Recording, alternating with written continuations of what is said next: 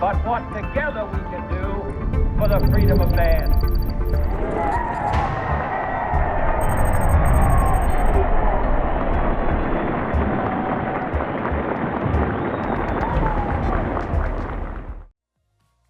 Thursday, March 20th, 2025. The Pentagon is thinking of making major cuts to the military on Thursday. According to a briefing document prepared by the U.S. military this month, the U.S. defense is expected to make major cuts to military operations and personnel very quickly. The supposed cuts would consolidate combatant commands, wipe out training programs, and development education for the joint forces, as well as the stoppage of the expansion of the U.S. forces in Japan. Currently, the U.S. military budget stands at $800 billion, all of which Elon Musk and Doge plan to cut significantly as the Trump administration continues. This is interesting, of course, as just last year, Biden and his administration were revamping military spending in Japan as the threat of China emerges. Zelensky and Trump have a positive communication on Thursday, according to multiple reports. Zelensky states that Putin's words are very much out of touch with reality, as Putin discusses his willingness for a ceasefire, but then still attacks major locations in Ukraine. Will a full ceasefire between Russia and Ukraine ever be possible, with Trump hesitant to step in and take action? Although many are positive a long-term deal could happen, it is still at this time bleak.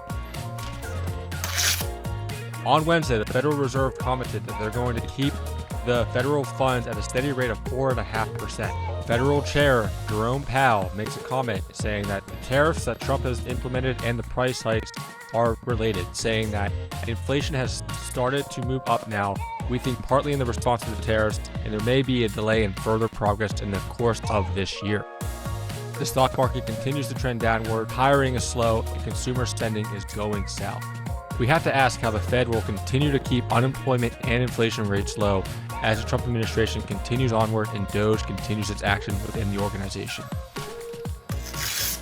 On Thursday, the Trump administration has paused over $175 million in funding to the University of Pennsylvania after its inclusion of trans athletes in women's sports.